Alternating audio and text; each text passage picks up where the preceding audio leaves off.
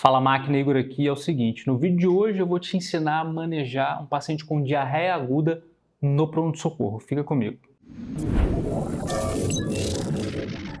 Para definir diarreia, eu preciso de uma redução da consistência das fezes ou um aumento do número de evacuações ao longo do dia, no mínimo 3 vezes por dia. Então, quando é um episódio único, a gente não define como diarreia. A duração usual é de 2 a 4 dias. Quando eu tenho até 2 semanas de duração, eu estou diante aqui da diarreia aguda, que é o tema aqui da nossa aula.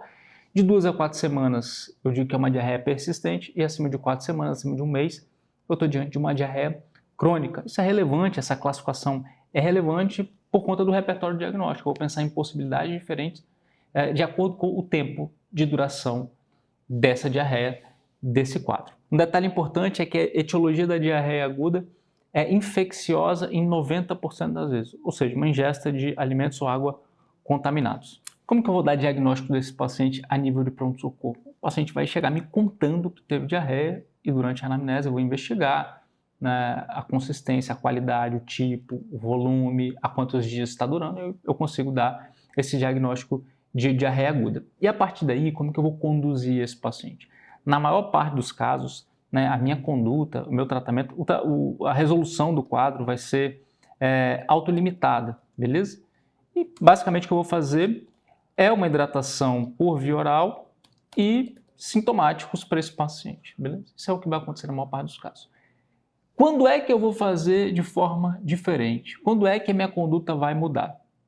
Tá, primeiro ponto aqui de interesse para a gente, no caso de pacientes desidratados, hipovolêmicos, e quanto mais importante for essa desidratação e essa hipovolemia, né, em especial se tratando de pacientes idosos, pacientes imunossuprimidos, eu devo solicitar eletrólitos para esse paciente, eletrólitos e função renal, ureia e creatinina. Por quê? Porque eu posso ter um distúrbio hidroeletrolítico associado e talvez de algum modo eu preciso corrigir esses distúrbios a nível de pronto-socorro. Beleza? Fique atento em relação a isso, desidratação e hipovolemia.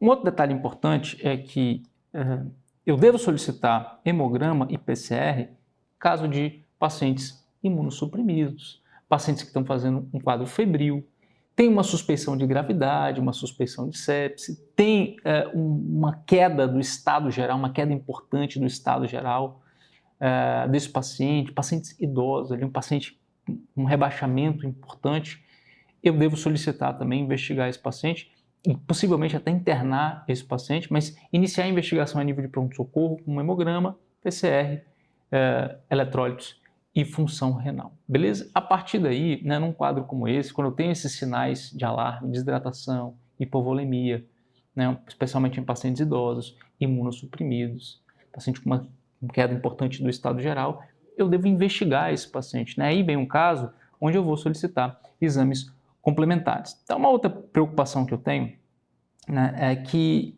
nesse caso de pacientes que apresentam critérios de gravidade, paciente que está desidratado e que está hipovolêmico, a hidratação por via oral, ela deixa de ser suficiente. Então, o que a gente vai fazer é cristalóide por via endovenosa, tá?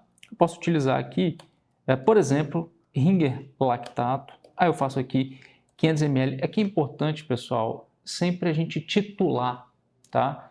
Quando a gente está falando de pacientes mais graves, quando a gente está falando de pacientes idosos, pacientes com comorbidades importantes, pacientes imunossuprimidos, eu não posso simplesmente prescrever 2 litros de soro e deixar rolando na veia do paciente, tá? Eu devo fazer em alíquotas pequenas, ali em torno de meio litro, de 500 ml. Eu faço, hidrato o paciente, reavalio. Hidrato e reavalio. Né? Imagina você está hidratando um paciente com insuficiência cardíaca, você pode simplesmente, né? Pacientes idosos em geral, a gente já tem que estar com o alerta ligado, tá? Em média, eu vou repor para esse paciente, ou vou expandir esse paciente com 20 ml por quilo de cristalóide, de Ringer lactato aqui nesse caso, tá? Mas como eu disse, a gente vai por alíquotas, então faz 500 ml, observa se o paciente ele responde bem, se ele tolera mais medicação, se for necessário, ausculta o paciente. Né? Lembra que você solicitou só de potássio, então se tiver algum distúrbio, é importante corrigir esse distúrbio, tá? Aqui, tanto a nível de pronto-socorro, mas especialmente para casa, uma medicação que hoje em dia já é vastamente aceita ali para o seu uso habitual, né, é a loperamida. Então a gente vai fazer 2 mg de loperamida por via oral para esse paciente, idealmente 2 mg ali por dia, pode ajudar a controlar a diarreia. Não é obrigatório fazer, mas é uma opção importante. Nos casos de pacientes, como a gente falou, né, que tem critérios de gravidade, pacientes imunossuprimidos, pacientes sépticos, os pacientes que vão ficar internados, pacientes com leucocitose, com desvio à esquerda, a gente vai prescrever antibiótico terapia para esse paciente, tá? E aqui a gente vai optar pelo ciprofloxacin. Ciprofloxacin, 500 mg a cada 12 horas. Aqui pode ser por via oral, tá? Não tem necessidade de ser diferente. E manter por 5 dias para esse paciente, tá? Independente se ele vai ficar internado ou não. Fechou? Nos casos de colite pseudomembranosa, ou seja, uma diarreia consequente ao uso de antibiótico, a primeira coisa que eu vou fazer é suspender o antibiótico, tá?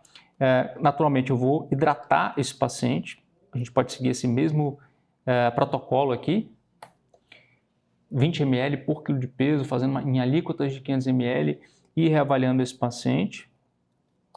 Metronidazol, aí eu posso fazer aqui 500 mg de 8 em 8 horas por 10 dias, tá? E nos casos de maior gravidade, né, nos casos onde a gente tem um paciente que vai ficar internado, paciente imunossuprimido, paciente idoso, estou repetindo aqui para você não esquecer, beleza? A gente vai associar vancomicina 500 mg por via oral de 6 em 6 horas, beleza?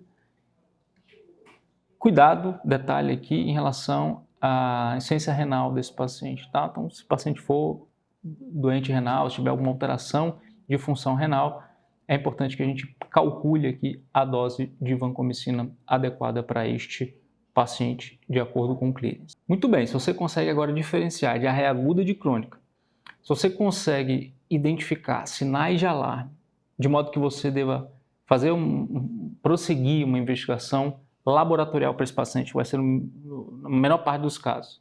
Se você consegue indicar antibiótico terapia para esse paciente e sabe o que fazer nos casos de colite pseudomembranosa, você sabe o mínimo, né, o fundamental para manejar um paciente com diarreia aguda no pronto-socorro de forma adequada. E como sempre, se você gostou deste conteúdo, deixa um like aqui, ativa as notificações para você receber os próximos vídeos e se inscreve no canal para você estar por dentro de tudo que está rolando aqui no YouTube do PS Cerado. Beleza? A gente se vê no próximo vídeo.